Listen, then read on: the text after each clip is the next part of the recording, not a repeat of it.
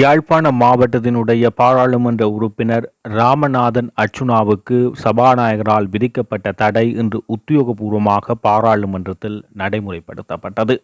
இதன் காரணமாக இன்று வரலாற்றிலேயே பாராளுமன்றத்தினுடைய காட்சிப்படுத்தலில் முதன்முறையாக ஒரு மாற்றம் பாராளுமன்ற உறுப்பினர் அர்ச்சுனா ராமநாதனால் நிகழ்த்தப்பட்டுள்ளது. அது என்ன மாற்றம்? என்ன மாற்றம் என்று பார்க்கின்ற போது, வழமையாக பாராளுமன்ற உறுப்பினர்கள் உரையாற்றும் போது அவர்களுடைய ஒளிப்படங்கள் நேரலையாக காட்சிப்படுத்தப்படும். சமூக ஊடகங்களில், அதாவது பாராளுமன்றத்தினுடைய உத்தியோகபூர்வ சமூக வலைத்தளங்களில் அவை வெளிப்படுத்தப்படும். ஆனால் தற்பொழுது பாராளுமன்ற உறுப்பினர் அர்ச்சுனா ராமநாதனுக்கு கடந்த மாதம் 19ஆம் தேதி சபாநாயகர் ஜெகத் விக்ரமரத்னவினால் இவருக்கான தடை உத்தரவு ஒன்று அறிவிக்கப்படுகிறது. අරට ඔන්නෑනේ එයාගේ නමක් කියවන්නේ මයික් එක දෙන්න එපා. මයික් එක දෙන්න. මයික් එක දෙන්නේ නැතුව මේ අහන්න කියන පොයින්ට් එක මොකද කියනවා හැන්ස් අප්. පොයින්ට් එක මොකද්ද? මයික් එක දෙන්න එපා. මොකද පොයින්ට් ඔෆ් ඕඩර් එකක් විතරක් නම් කියන්නේ. පොයින්ට් ඔෆ් ඕඩර් එකක් විතරක් නම් කියන්නේ. சபை முதல்வராக உள்ள பிமல் ரத்நாயக்க இந்த ராமநாதன் அர்ச்சுனா சமூக நல்லிணக்கத்துக்கு குந்தகம் விளைவிக்கும் வகையில் அவதூறான பேச்சுக்களை பாராளுமன்றத்திலும் வெளியிலும் தொடர்ச்சியாக பேசி வருவதால் இது சமூக நல்லிணக்கத்துக்கும் இன நல்லிணக்கத்துக்கும் குந்தகத்தை ஏற்படுத்தும் என அவர் கருதி இது தொடர்பாக உரிய நடவடிக்கை எடுக்க வேண்டும் என சபாநாயகரிடம் கேட்டுக்கொள்கிறார். இதை ஆராய்ந்த சபாநாயகர் வெறுப்பு பேச்சு மற்றும் விமர்சனங்கள் இனங்களுக்கு இடையிலான நல்லிணக்கத்துக்கு பாதிப்பு ஏற்படுத்தும் என சபாநாயகர் சுட்டிக்காட்டி அர்ச்சுனாவின் வெறுப்பு பேச்சுக்களை ஹன்சாட் பதவியில் இருந்து நீக்குமாறும் வெளியில் அவர் பேசுவதும் தவிர்க்கப்பட வேண்டும் என கூறி அவர் 8 நாட்களுக்கு பாராளுமன்றத்தில் 8 அமர்வுகளுக்கு அவர் பேசுகின்ற போது அவர் முன்வைக்கும் கருத்துக்கள் உரைகள் நேரடியாக ஒளிபரப்பு செய்ய முடியாது என அறிவித்தார். அந்த வகையில் இன்றைய தினம் பாராளுமன்ற அமர்வு இடம்பெறுகின்ற போது அர்ச்சுனா ராமநாதன் பேச முற்படுகின்ற போது அவருடைய ஒளி வெளியாகவில்லை. பாராளுமன்றத்தின் காட்சி திரையில் அவருடைய பதிவு நீக்கப்பட்டதாக தெரிவித்த ஒரு அறிவித்தல் பலகை மட்டும் திரையில் வெளிப்பட்டது. வரலாற்றில் முதன்முறையாக இந்த சம்பவம் பதிவாகியது. அத்துடன் அர்ச்சுனா ராமநாதன் தற்போது இந்த டிக்டாக் ஊடாக அவருடைய செயற்பாடுகள் தற்போது பெரும் சர்ச்சையை ஏற்படுத்தியுள்ளது. அவருடைய டிக்டாக் தளங்கள், அதாவது புலம்பெயர் தமிழர்களுடன் அவர் பேசிக்கொள்கின்ற விடயங்கள் டிக்டாக்கின் ஊடாக பேசிக்கொள்கிறார். அவருக்கான நிதி உதவிகள் வழங்குகின்ற புலம்பெயர் தமிழர்கள், அவருக்கான அரசியல் ஆலோசனைகள், அவர் அரசியல் தொடர்பாக சில டிக்டாக் தளங்களில் பேசுகின்ற வாடிக்கையை கொண்டதாக இருக்கின்ற நிலையில் அவருடைய அண்ணன் வெளிநாட்டிலிருந்து அந்த டிக்டாக் தளத்தின் செயற்பாடுகளை மேற்பார்வை செய்பவராக இருக்கிறார். அவருடைய தலைமையின் கீழ் இந்த டிக்டாக் தளங்கள் இயங்கியது. இந்த நிலையில் இந்த டிக்டாக் தளங்களிலிருந்து விடுதலை புலிகளுக்கான பணம் பெறப்படுவதாகவும் விடுதலை புலிகளை வளர்க்கும் செயற்பாடுகள் மேற்கொள்ளப்படுகின்ற என்ற நிலையில் அது திசை திருப்பப்பட்டு அது அர்ச்சுனா ராமநாதனுக்கு எதிராக திரும்பி அவரை பயங்கரவாத தடை சட்டத்தின் கீழ் கைது செய்து சிறையில் வைப்பதற்கான நடவடிக்கை ஏற்படுத்துகின்ற நிலைக்கு உருவாக்கி சென்றுள்ளது.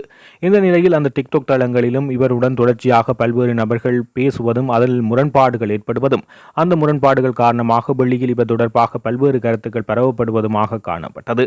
இதனால் இந்த டிக்டாக் சர்ச்சைகளிலிருந்து விடுவிப்பதாக அர்ச்சுனா ராமநாதன் தனது முகப்புத்தகத்தில் ஒரு பதிவை விடுகிறார்.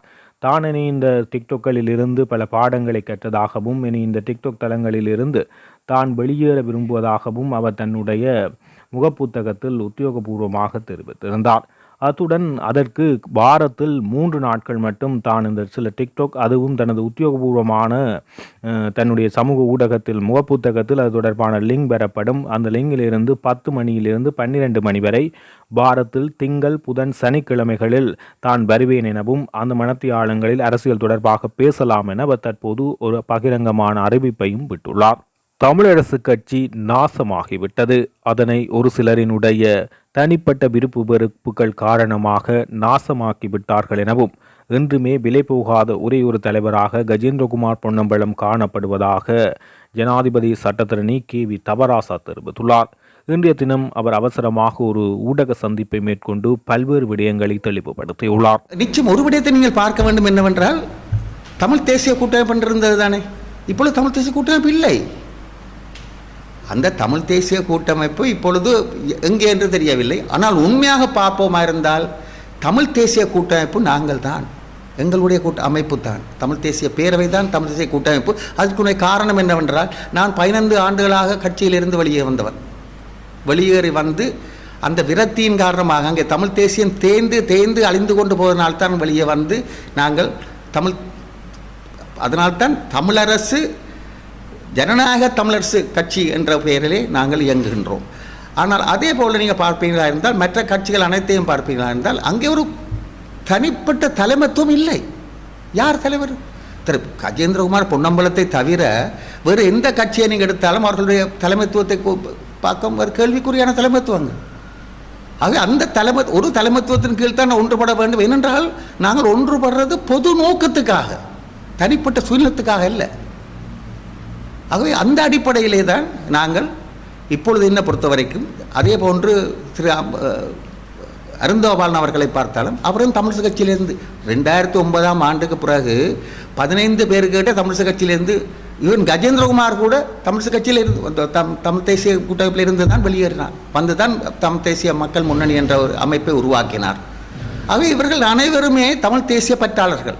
அது ஐங்கரநேசனாக இருந்தாலும் சரி, திரு அண்ணன் ஸ்ரீகாந்தாவாக இருந்தாலும் சரி, அருந்தோபாலனாக இருந்தாலும் சரி, அவர்கள் அனைவருமே எல்லாம் தமிழ் தேசிய பெற்றுள்ளவர்கள் தான். தமிழ் தேசிய, அதாவது தமிழ் தேசிய கூட்டமைப்பு என்று ஒன்று இருக்குமா இருந்தால் அது தமிழ் தேசிய பேரவை தான் தமிழ் தேசிய கூட்டமைப்பு. புதிய கூட்டணியில் ஜனநாயக தமிழரசு கட்சி சேர்ந்திருக்கின்ற பொழுது நீங்கள் உங்களுடைய தரப்பு அதிகமாக பங்களிக்கிறது, சரவணபவன் சார்ந்த தரப்பு நீங்கள் முழுமையாக ஈடுபடுவதால் அது அவர்கள் சற்று ஒதுங்கி இருப்பாங்க.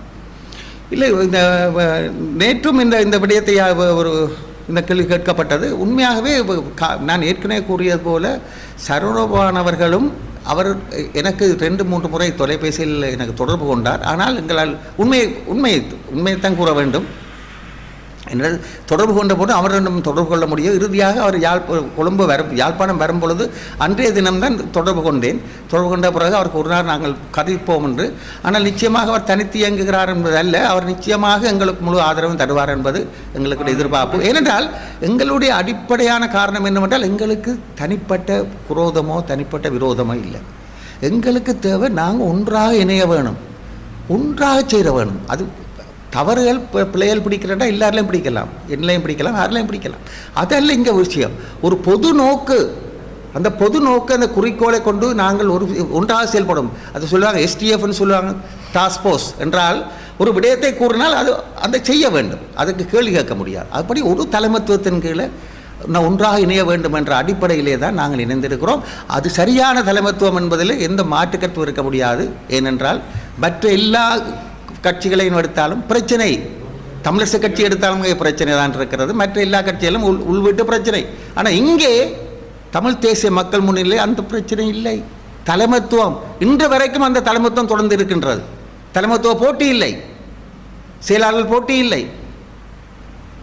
அது நீங்கள் கூட்டணியில் சேர்வதற்கு முதல் சரவணபவனோட இருந்து பேசி இணக்கப்பாட்டு அப்பொழுது அவர் வெளிநாட்டில் இருந்து விட்டார். சிகிச்சையின் காரணமாக அவர் இங்கே பிரித்தானியா, லண்டன்லையும் இந்தியாவிலையும் சிகிச்சையின் காரணமாக அவர் இருந்தபடியால் அவர் தொடர்பு கொள்ள முடியவில்லை. நிச்சயமாக அவர் எங்களுக்கு ஆதரவளிப்பார். அவரும் ஒரு ஜனநாயக தேசிய பரப்பில் உள்ளவர். நிச்சயமாக அவர் எங்களோடு இணைவார் என்பதில் எந்த சந்தேகமும் இல்லை. ஆனால் எங்களுக்கு இதுதான் இந்த தேர்தல் வந்துவிட்டது, இன்னொரு இதுவும் இருக்கின்றது. அடுத்தடுத்து இதோடு முடிய போகிறதில்லை. அதனுடைய அவர் நிச்சயமாக இணைவார். என்ன அவருக்கு வேறு இணைகிறது வேறு இடமும் இல்லை.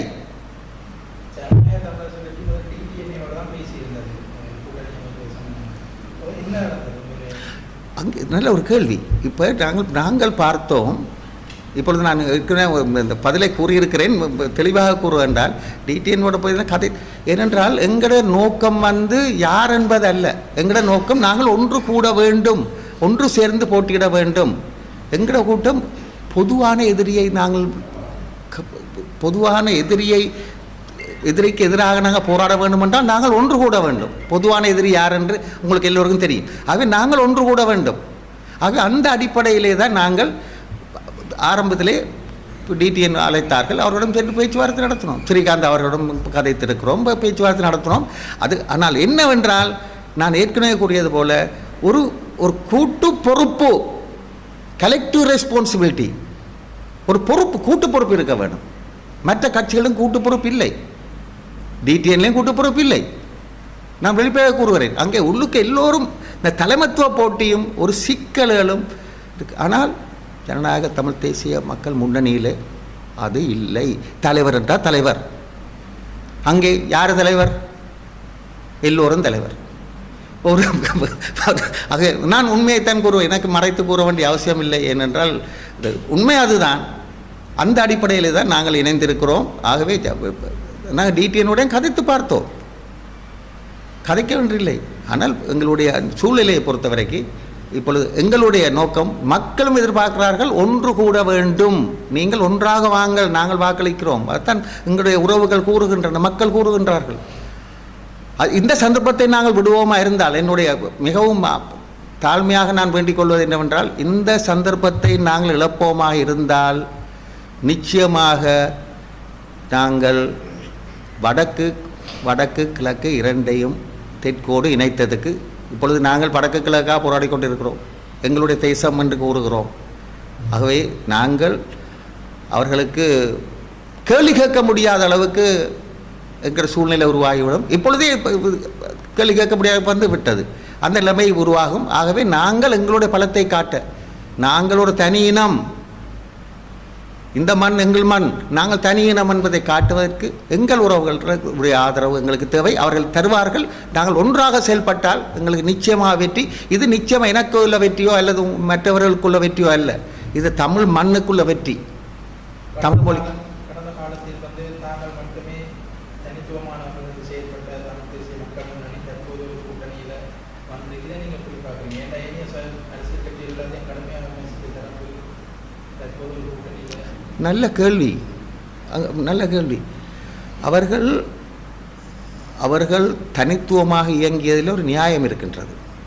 ஏனென்றால் ஏற்கனவே நான் கூறியது போல எல்லோரையும் இணைத்து கொண்டு போக முடியாது. எல்லோரும் ஒரு தலைமைத்துவம் என்றால் உங்களுக்கு தெரியும், தலைமைத்துவம் என்றால் தலைமைத்துவ முடிவு இறுதி முடிவாக இருக்க வேண்டும், கலந்து ஆலோசிக்க வேண்டும், ஒரு முடிவு எடுக்க வேண்டும். அவர்கள் பார்த்தால் தங்களுடைய ஒத்துப்போகக்கூடிய ஒரு நாடு இரு தேசம் என்பதை அதையும் விமர்சனம் செய்தவர்கள் இருக்கிறார்கள். எல்லாருக்கும் ஒரு 13வது திருத்தத்துக்கு விஷயம் இருக்குது. அப்படி ஒவ்வொரு பிரபாகரன் அவர்கள் எங்களுடைய ஒப்பார் மிக்கார் தலைவர் போராடியது இறுதி மூச்சு வரைக்கும் தனி ஈழம் என்று தானே போராடினார்.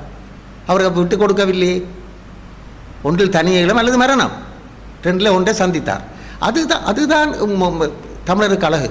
ஆக அந்த அடிப்படையிலே இவர்கள் வந்து தாங்கள் ஜனநாயக தமிழ் தேசிய மக்கள் முன்னணி அவர்கள் நீண்ட முயற்சி எடுத்தார்கள். ஆனால் இப்பொழுது அவர்கள் பார்த்தார்கள், அவர்கள் சரியான நேரத்தில் எனக்கு கொஞ்சம் காலம் போய்விட்டது என்றாலும் கூட இந்த நேரத்தில் வந்து அவர்கள் அவர்களும் பார்த்தார்கள் ஒத்த கருத்தை உள்ள, அதாவது ஒரே கொள்கை உள்ள அவர்கள் ஒன்றாக இணைய வேண்டும். அந்த அடிப்படையிலே தான் நாங்கள் இணைந்திருக்கிறோம். அவர் ஏற்கனவே கூறியது போல தேர்தலுக்கு முன்னரே இந்த மத்திய குழுவில் இந்த தீர்மானம் எடுக்கப்பட்டது. ஆனால் காலம் வந்து அதற்கு அந்த காலம் பத்தாமையினால் அந்த காலம் இது நடைமுறைப்படுத்தப்படவில்லை. ஆண்டவன் கிருபையால் இப்பொழுதாவது தமிழினம் பாதுகாக்கப்பட வேண்டும் என்பதற்காக இறுதியாக இந்த தேர்தலுக்கு முன்னாவது நாங்கள் ஒன்றிணைந்திருக்கிறோம். ஆகவே ஒரே கொள்கையில் ஒன்றிணைந்திருக்கிறோம். ஒரு கொள்கை ரீதியாக தான் ஒன்றிணைக்கிறோம். நாங்கள் இந்த ஒன்றிணைந்ததுக்குள்ள ஒரு கட்சி தலைவர் இருந்தாலும் ஒரே கொள்கையின் அடிப்படையில் தான் ஒன்றிணைந்திருக்கிறோம். ஆகவே மற்றவர்களை நாங்கள் அழைக்கிறோம், தமிழ் தேசிய விரோதிகள் அல்ல, தமிழ் தேசிய பற்றாளர்களை நாங்கள் அழைக்கிறோம், வந்து இணைந்து கொள்ளுங்கள். என்னால் காலம் போய்விடும், அந்த காலம்தான் முக்கியம். எல்லாம் கிடைக்கும், ஆனால் காலம் கிடைக்காது. அந்த காலத்துக்குள்ளே இது நாங்கள் இணைந்து போட்டியிட்டு தனிப்பட்ட லாபங்களுக்காக இந்த போட்டியிடுவதில்லையே, மக்களுக்காக எங்களோட இறுதி மூச்சிலே நாங்கள் எதையாவது இந்த இனத்துக்கு செய்தோம் என்றது ஒரு திருப்தி தான் எங்களுடைய வாழ்க்கையில் மிகவும் முக்கியமானது.